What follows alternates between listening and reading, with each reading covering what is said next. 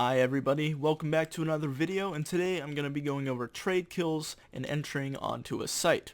Now, lots of lower level players struggle with this concept of putting yourself out there and supporting teammates and getting trade kills, so taking a fight while a teammate is in an engagement.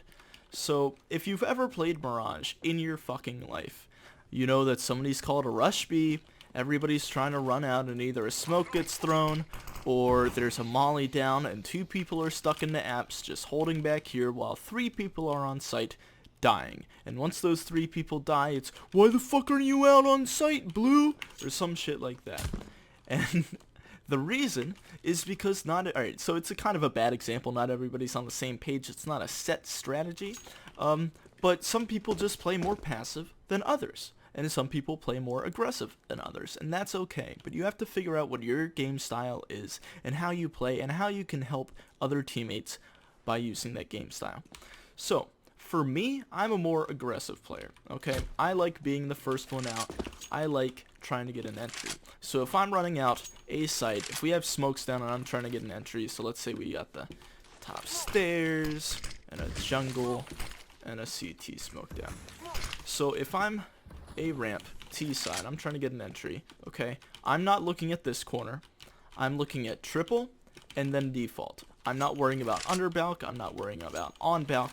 I'm looking triple, default, and I'm trying to get as much ground as possible, okay? If there's a molly down, I'm not going to be fuck you guys and run through it to try to get an entry, because the best case scenario, one other of your dumbass teammates runs through the molly with you to try to support you. You hit some guy for 50, you die. Your teammate, who's now half health because he had to run through a molly because you decided to, is now trying to get that trade. He dies to a different angle, and now you're down two people, and one guy's hit 50 on A. And it's a 3v5, and the three other teammates are still sitting back here waiting out the molly properly. You want to make sure that as an entry, you're giving your support teammates an opportunity to get the kill. Alright? You're not, as an entry, you're not running out and just sitting right here waiting for the triple guy to peek. Giving them time to rotate over, throw counter flashes or nades, and just waiting, because you can't die, because that would be the worst thing to happen ever. Okay, you got four more teammates. As an entry, you have to run out, and you have to try to get the kill. As a second entry, you're picking up all the angles that weren't originally checked. So you're maybe looking here, maybe a firebox, which again is spammable, by the way. Lots of people don't understand that. Maybe an under balk. Obviously, you have to be careful of a jungle smoke being down, or making sure that it's a proper jungle smoke, because if you cross this, you're going to die to jungle if there's nothing down. Maybe top. You don't want to get caught up on Tetris. This is a post-plant angle. This is not an entry angle. I would only play this angle if there's only like 3 T's up and you're slowly pushing onto site and you're trying to clear every single angle without making too much noise, okay? But if you're trying to entry a site, or second entry, or third entry, you don't want to get stuck up on Tetris.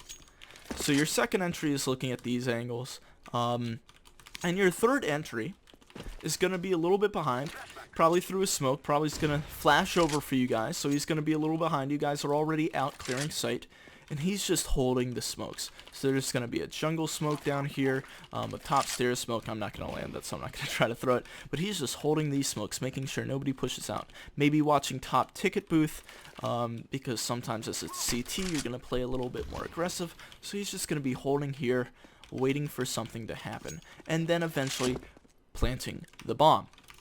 Now, as a second entry, your job is to support the first entry, okay? So if your first entry is running out and there's a guy, let's say he's playing an off angle right there, okay? There's a guy right there, he starts to take the engagement. Your job isn't to clear under balk at that point. It is to help trade out that kill, or at least like throw a nade over or do something to support your teammate getting that kill. Your job is to make the first entry stay alive as long as possible and gain as much ground as much as possible. Well, for as long as possible. So, yes, you're supposed to clear these angles out, but if there's a gunfight, you have to immediately react to that. Yes, there could be somebody up there, but you have 3 other teammates that could do something about that. And you have to make sure that, hey, I didn't clear those because I was taking this fight. Or what in a game, because you don't have time to really say all that. So if there's a smoke down, your first entry is now fighting guy. You go, Balk's not clear, Balk's not clear. Or under Balk's not clear. Could be one fire. Okay?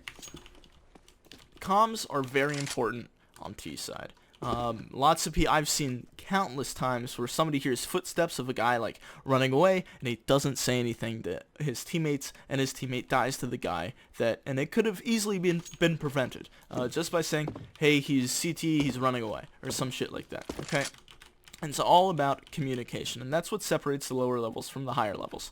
That and being able to trade kills properly.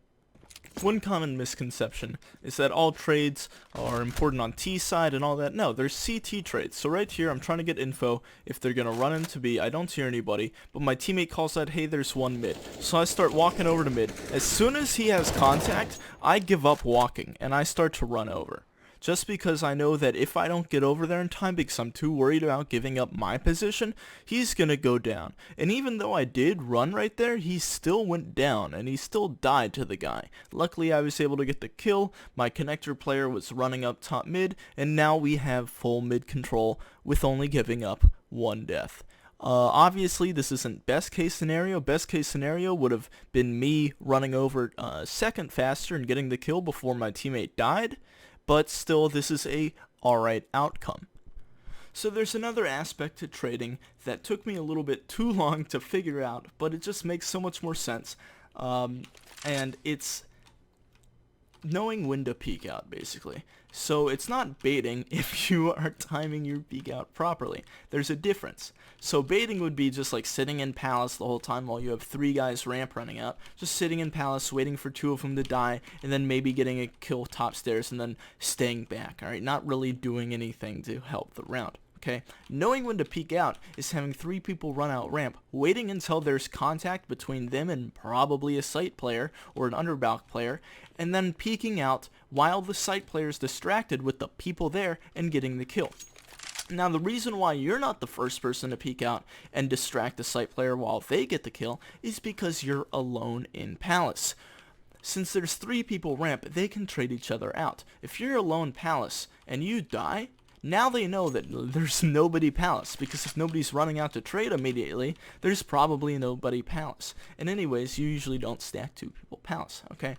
Your job is to play off of your teammates, okay? While a CT person is distracted because the ramp players, because there's 3 of them pushing out. Obviously, the CTs are going to look at that. So if there's a guy on ticket, alright, you're going to slow peek him and then maybe spam the box or get up on ticket and kill him. Help your teammates out, but you don't have to fucking Rambo it out. I know, this was my problem in a lot of my games. I rewatched my demos, and this was the issue. We were calling an A default.